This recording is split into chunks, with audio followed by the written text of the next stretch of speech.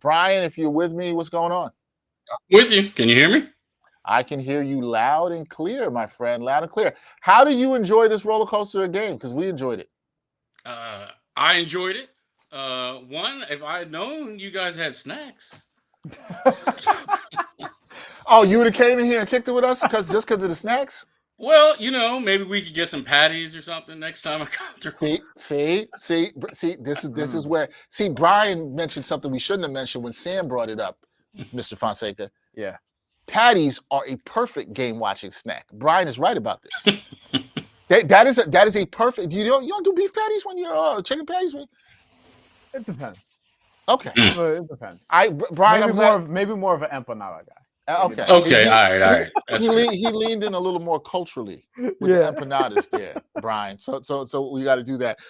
Bryan, let's start with this because the Knicks win here 123 to 112. The fourth quarter, what a turnaround for the Knicks. What, in your eyes, when you watch this game, what worked for them so well in the fourth quarter?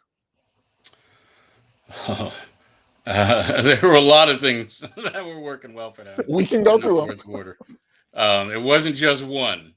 To me, just one above and beyond Brunson's scoring. Just, I think the heart that he showed coming back with that ankle. Yeah. I admit when he tweaked the ankle on Dennis Schroeder's foot, I thought they were dead. But this is Easter, so resurrection. Yeah, so they rose right back up. Secondly, I think all throughout the entire game, Anunoby's defense was something fantastic. Yeah, what he gave them on that end of the court. I understand that Cade's final numbers were okay, but what he did there, keeping him from ruining the game for them. And then Payne in the fourth. I mean, this was not something that they were not asking a lot of him, obviously, throughout the game. But when they needed him in the fourth, he was huge for them.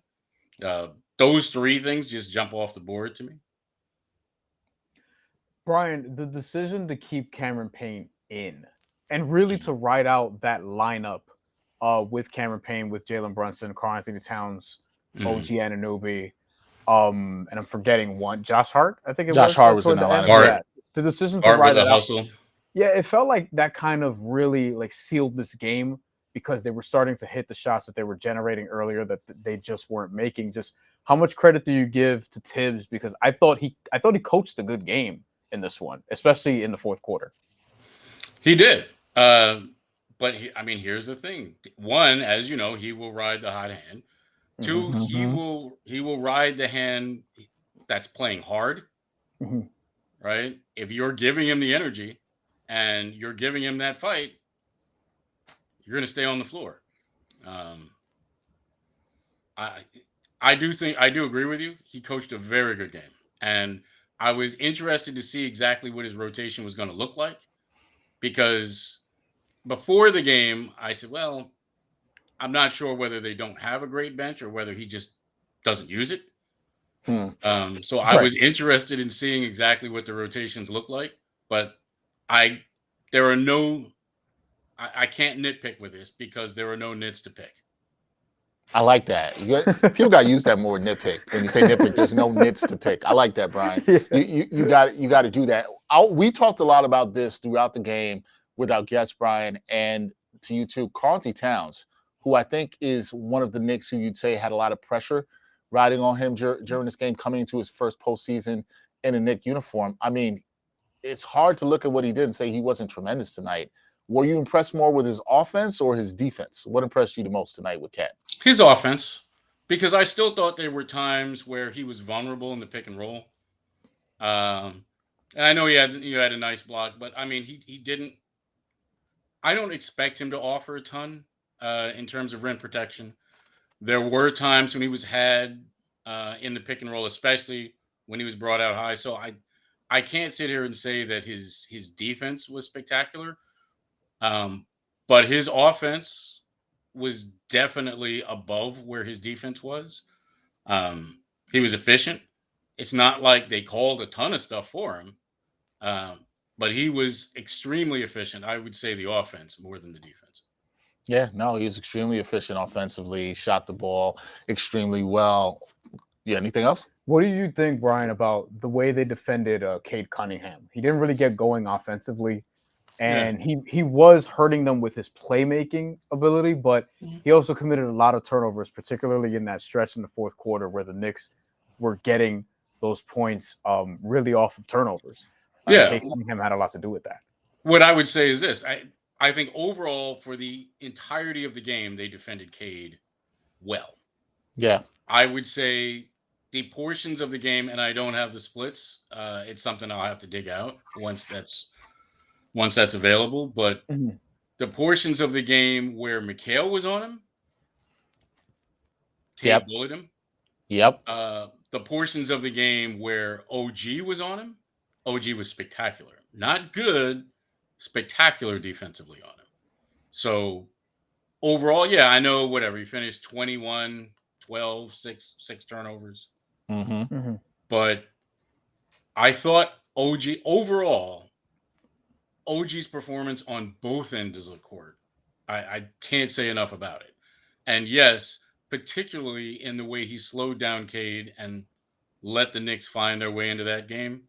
Yeah, I thought his defense, not letting Cade get to his spots, and on those occasions when he did get to the spots, contesting well, uh, that was top shelf. How much of what we saw in the fourth quarter, Brian, from this, what had to do with experience? Right. A This lot is of the it. Knicks team. Yeah, you think a lot of it. I think so too. A lot of Because it had to do with experience. I mean, Same. yeah, this is a team that is okay. I understand that, Beasley has a little, Schroeder has a little, fine, but I'm saying for the most part, Tobias obviously has some. For the yep. most part, this is a young team that is playing in their first playoff, right? That matters. It matters a lot, especially on the road with a good home court advantage. And I think the Yeah. Knicks have a good home court advantage. I'm not necessarily sure. I'm willing to say great. I mean, Denver's got that mile high, altitude and all of that, but Mm-hmm. the Garden is a good home court advantage. And when you are playing there for the first time, that matters. That means something. So I do think that's also why I thought it was so incumbent upon the Knicks to win this game, right? You don't want to give up home court advantage, and you don't want to give a young team an opportunity to steal a win here.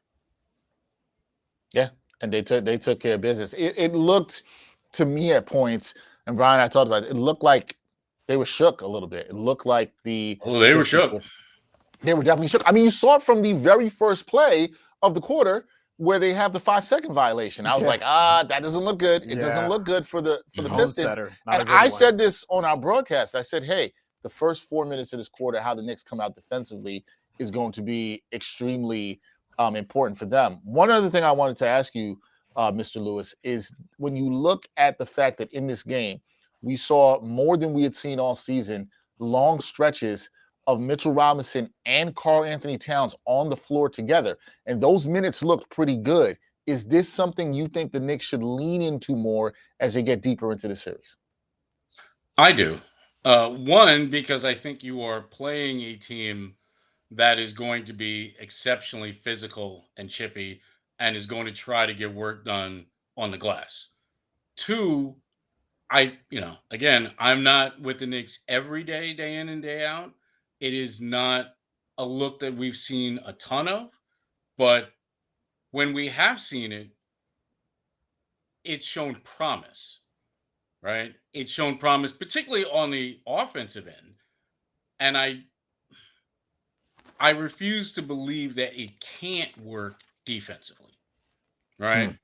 So Right. I think it's something you would wish that they had had more opportunities to do that during the season. It just didn't come about for various reasons. But I do think there's an opportunity to see more of that.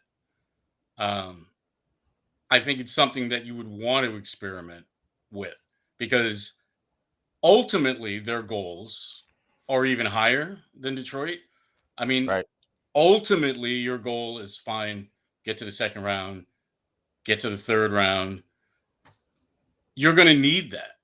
if you're playing Cleveland with those guys, you need that, right? So it's something that I would definitely want to prove doesn't work before I stop using it. I'm going to use it as much as I can until I know for certainty, hey, this isn't going to work. That's fair. Yeah. What do you want to see, Bryan, going forward with the bench? Because I do think it's interesting, and the minutes police have been out there around this Knicks team, and Tom Thibodeau in this game, 4 guys off the bench played 10 minutes or more. He went 9 deep. We saw Landry Shamet get a decent amount of playing time in the first half. Do you think Tibbs still continues to go 9 deep here? And if he does, how beneficial is that for this Knicks team where the fan base has been clamoring for more guys to get minutes? I have to be honest, I was surprised that Shamet got the quick minutes early, right? Yeah. I agree. I was surprised that he was putting him out there as early as he was. I mean, Payne certainly did everything that he could to earn more minutes. Facts. Yep. There's nothing else that he possibly could do that you could possibly expect of the man. And you're right. The fact that at least he showed a willingness to use Cat and Mitchell, that implies that, Mitchell's minutes could go up 20, Mm-hmm. maybe. So yeah, I mean, I do think continuing to go 9 deep, certainly, or now you might redistribute those minutes, maybe, in how you parse those minutes, depending on what's needed and what's necessary. And also, let's see how many minutes Jalen's capable. I know Jalen said his ankle was fine. He played 40 minutes. Let's see how many minutes he's capable of playing in the next game. Who knows? If he's at all compromised, even if he plays and he has to play fewer minutes, somebody has to pick up that slack, whether that's Deuce or what have you. Last one for me. Is there any adjustment you would expect from Detroit in game 2 that the Knicks have to account for, and what would that be? That's a good question. Well, I suppose it's hard for me to sit here and say that I should be taking my all NBA player and having him react to a non-all-star. But Right. I do think elephant hunting, and I this is crazy for me to say this, elephant hunting a guy who was a defensive player of the year runner-up a couple of years ago, but elephant hunting Mikal on defense, with Cade, that would be one thing that might jump off the page at me. I thought Mikal's defense, Mikal's been much maligned by the Knicks fans this year. I thought his defense was solid. I thought he contested on a lot of shots and made some guys work. What did you think of his performance today overall? Again, I don't want to sit here and beat on Mikal and say that he overall was horrible, because that's not the case. Yeah. What I'm saying specifically with relation to Cade, and I'm only talking about Cade was physically able to get in him and bully him in a way that he could not do with OG. Right. That's not, but again, that's only a portion of the game. That's not discussing his shooting or his passing or his defense on everybody else, because he certainly defended other people. I'm specifically saying his defense on Cade. There were times where Cade just was overpowered. Yeah. So that would be one thing. Yeah, no doubt about that. If you're the Knicks, because Bryan just talked about the adjustments that Detroit might make. Mm-hmm. But if you're the Knicks, this team, it's game 2 in the series. They're going to come out and make their adjustments as well.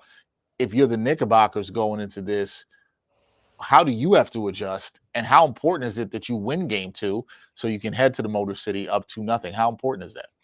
Yeah, I mean, certainly it's incumbent upon the Knicks. They should be winning at home, right? You are favored. You are the higher seed. There is far more expected of you than is expected from the Detroit Pistons, who What is it? What is this first playoff in what 6 years or Yeah. what Yeah. have you? A 3 versus a 6. Absolutely, you don't want to give that team any confidence. Now, is it catastrophic if they don't win game 2? No, I don't think it's catastrophic, but absolutely it is important. Put your listen. They have an opportunity to take a lot of the starch out of this team in 2 days. A Mm. lot of it. Yeah. And that's why I would say yes, it's very important for them to win, but I wouldn't say it's catastrophic if they don't. How much of a couple more for me? How much of the day of rest that they'll have tomorrow on Easter? No, we don't know what the practice schedule and stuff is for that. Mhm. But when you look at what you saw with Jalen Brunson, who did not look right for portions of this game, how imperative is it that he gets right, or the Knicks don't have to lean on him as heavily in terms of offense in game 2? It's vital that he gets right. Yeah. Listen, that guy's clutch. I don't know if I can call him, Captain Clutch or Captain Crunch. That might be trademarked with the I don't know, but here's my thing with him. It's amazing how he fights through ankle injury after ankle injury. LaMelo Ball should come up to New York and just take a tutorial on how to fight through ankle injuries. Oh man. It's amazing. But he clearly wasn't 100% physically, which of course makes what he did all the more impressive. So yeah, I don't know exactly, I don't want to play doctor and I don't know exactly what they did when he had to come off. I don't know how tightly they had to wrap it. I don't know whether they had to, change the shoes and relace it. A lot of guys lace them from the bottom, to get more ankle support. I don't know all of the various things that were done tonight, but they should leave no stone unturned as far as tomorrow, whatever rehab he needs to get. And practice time, that certainly in his case is absolutely secondary to getting right. He can catch up on film session, but practice needs to take a backseat to making sure his ankle is 100%. Or forget 100%. Forget I said that. Strike that from the record. As close as he can get to 100%. Right. Yeah, because at this time It's of the not year, going to be 100% without some miracle, but yeah, as close as he can get to that. Yeah, this time of the year is tough. Almost nobody is 100%. Seriously. But we'll I don't see. need even 100% of what it was, this afternoon. Yeah, early at tip-off, right? Yeah, 100% of what it was Yeah. at tip-off. He's probably not going to be at that level. Yeah, I think that this was Brian. I think this was a good win for the Knicks. I wonder how much they can take from this going forward and push, because there's been so much questions around this team and trying to come together at this time. And I wonder if this kind of win, and maybe you could answer this for me, the way they won this game, being down 9 points to the Pistons, shutting them down in the fourth quarter, putting up a 40 piece on them in the fourth quarter. Do you think this is the kind of win where they can maybe turn things around? And people thought this could be a tough series against the Pistons, and maybe it's a little easier than some people may have thought. I was on record at saying 7. I thought it was going 7. Are you changing your pick now? Am I allowed to? You can do it. You're in good company. You can do whatever you want. We won't tell anybody. Just don't keep it.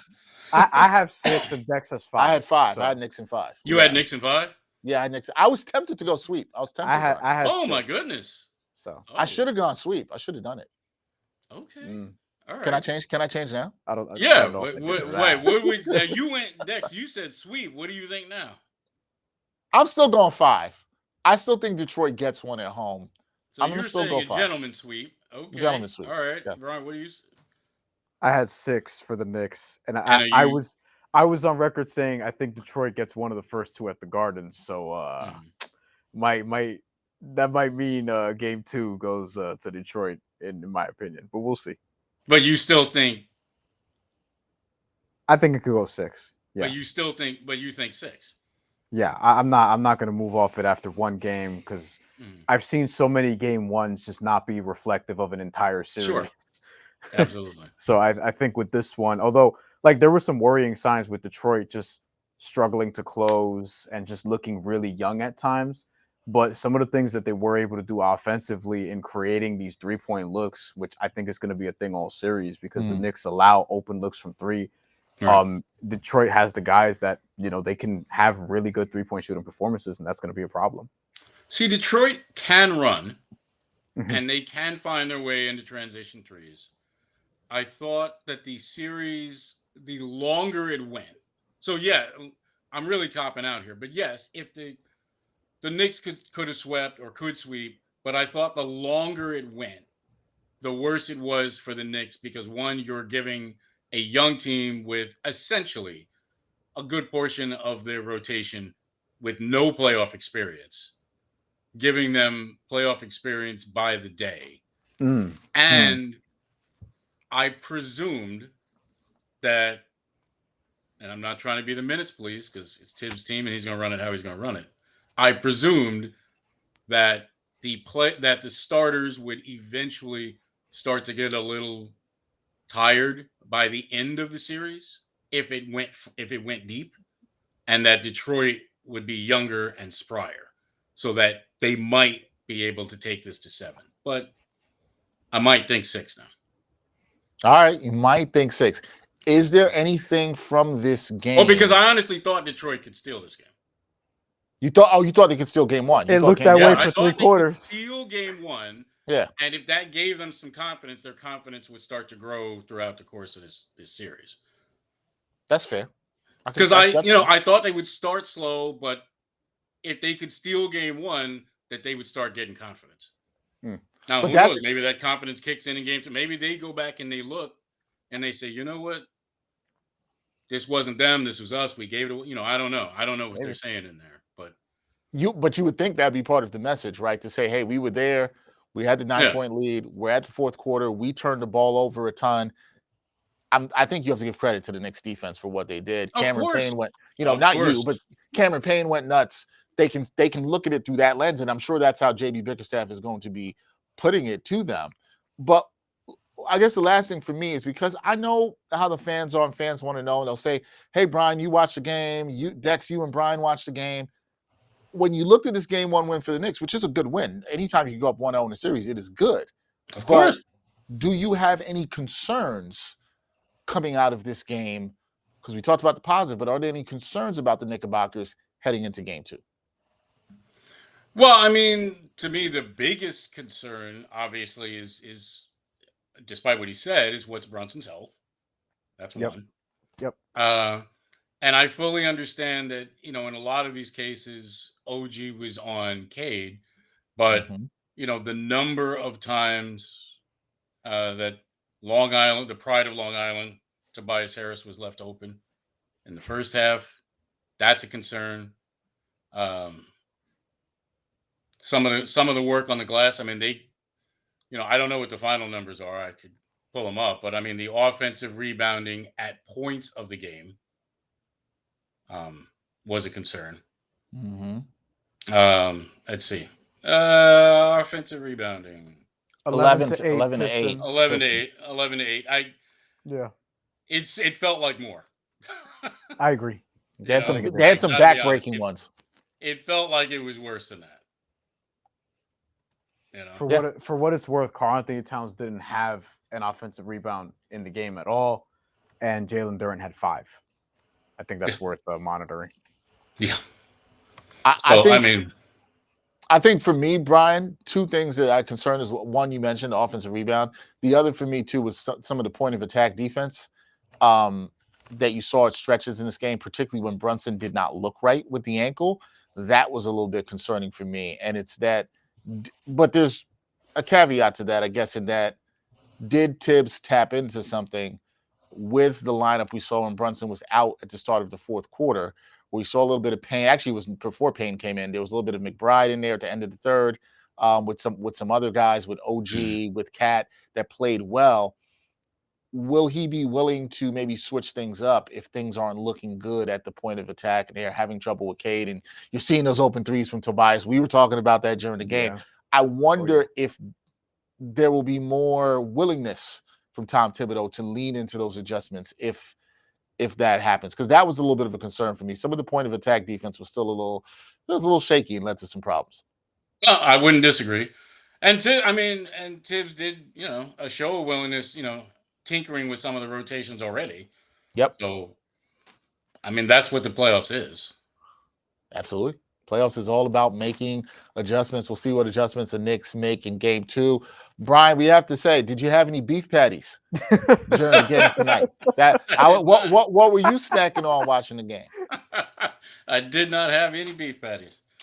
Had some very healthy salmon, so I did not have any beef patties. You know what? Fair. But that makes me think for game 2, I might have to bring some beef patties to the studio. we might have to do. It's a perfect game snack. It's one of the best. Isn't it though? Right? I'm not. It is. Up, right? Absolutely. Yeah. Like I said, I had wings at the top of my list. Bryan, what'd you say? What was your game snack? I said I went with a burger, or just like typical Puerto Rican food. I like a beef patty. That's a solid one, Bryan. That's a good. I don't know if that's gonna get beat. It's pretty solid. Everybody, that is Bryan Lewis, the great sports reporter for the New York Post. He's going to be with us throughout the playoffs. Bryan, we appreciate you and coming on us with the time and joining us for this post game. We appreciate you so much, man. Oh, thanks for having me. I'll see you guys after the next game. We will see you after Absolutely. game 2. That is Bryan Lewis. Once again, everybody, we'll see Bryan. He'll be joining us after game 2 to break it down. Bryan having a good time watching the Knicks and obviously covering the Knicks for the New York Post. And then, telling us we got to get some beef patties. That's what we got to do. We got to get some beef patties in here. Beef patties, sliders, empanadas. Yeah, that's it. Cover all the cultures. Yeah, since Sam was out here judging me, telling me wings was a dangerous choice, I might have to switch it up for game 2. You know what I'm saying? I might have to switch it up. Granted, I might say the deli you went to this today, that was probably a dangerous choice, the way their food has been going.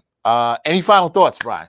Yes, just looking at the reactions from some people. Boston Nick tweets at us. Oh, shout out to Boston Nick. Got away with one that was just weird, Boston Nick says. Someone else on Twitter, Scooter Pop says, never in doubt, team of destiny.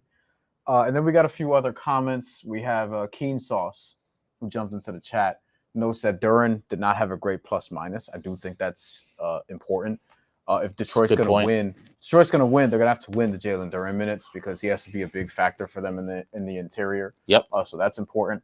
And also just notes about their crunch time, which, the crunch time was not good for Detroit. It was great for the Knicks, who had 40 points in the fourth quarter. I'll remind people of that.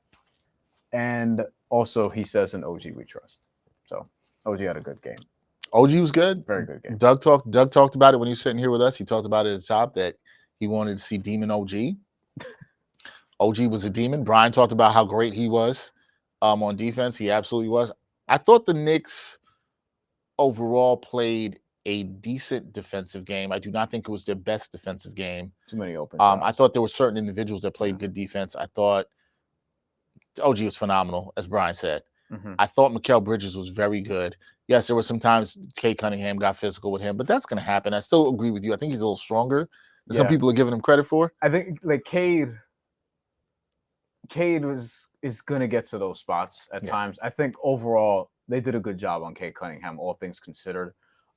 He's not going to shoot poorly every game, but it wouldn't surprise me if at the end of the series it's like he only shot 39%. Like, it's his first playoff series. As great as he is, and he's an all-star level guy, he's going to be what looks like a perennial all-star, which is hard to do as a guard, as a ball handler in the NBA period, and also in the Eastern Conference, just in general. Like, this is somebody we're going to be hearing about for years. If he's going to struggle in his first playoff series, like, the Knicks have the guys to do that. Like, the Knicks have Mikal Bridges, OG Anunoby. OG Anunoby's stronger than Mikal Bridges, but Cade Cunningham, like he's been able to get his shot off against him. Struggled with that a little bit today. Like remember, it is a series. Like, people have watched playoff basketball, like game to game, it's not always going to be the same. Like, we might see something totally different in game 2. Don't know how many adjustments each coach is going to make. I don't expect a ton from Tom Thibodeau necessarily, but we don't know. Like if Campaign doesn't do what he did, what happens? You know? Yeah, and that that's the thing about the playoffs, right? It's hard to game plan for that sometimes. It's hard to game plan for the player that might go off like Campaign. I mean, it's always possible. Yeah. But Campaign was fantastic on both ends. You got to give him credit. You got to give Brunson credit for the way he bounced back in this game. We were saying he didn't look right. We were saying he should probably take him off the floor, and then he comes back and he shoots better than. It was typical Brunson stuff. And typical Tom Thibodeau for sticking with his guy. It was a lot typical. Better, for worse, in sickness and in health. Cat, good debut in the Knicks uniform in the playoffs. Fantastic. It's a memorable one for him. I was really more impressed with his offense. I thought Bryan Lewis said it right, how he's impressed with his offense. But I thought for me, how he played when he got 3 fouls, I was like, okay, that he played smart basketball. Yes. That's the kind of stuff that you want to see. There weren't the dumb fouls. You gotta like that. I think it was really good. So active hands, both in the paint and on the perimeter on some of the switches, was being a deterrent. You don't see that from Karl-Anthony Towns all the time, but on these pick and roll situations, like he's helping at the right time. He's getting his hands in there, but he's not being too handsy to get the fouls called on him and things of that nature. Like he was doing a good job. We talked about points off turnovers that the Knicks generated in the fourth quarter. Karl-Anthony Towns was involved in that. That's not something you could say all the time. So I don't know if he's going to do that all the time, but you respect the defensive intensity and the fact that he played with the high defensive IQ at points where they needed him to do that. So Karl-Anthony Towns, salute to you. That was a great defensive effort, but it's just game 1. Now from here, it's like, all right, the pressure for game 2 is still there because you don't want to go back to Detroit 1-1. I don't care how much better you feel after this one game. You still want to take care of business. Yeah, I think Knicks want to take care of business. I think they got to go back up 2-0. I think they got to protect home court all the way. I think if, they always say, a series doesn't start until the road team wins. Mm-hmm. That's a statement I think we could sometimes retire, but I understand the point of it. But yeah, I think this is a good win. And I think it's one Knicks fans should feel good about. I think Knicks fans, you're going to hear, they want to see a better start in game 2. They're going to want to see, I thought the energy was fine. You want to see more of that sustained energy through.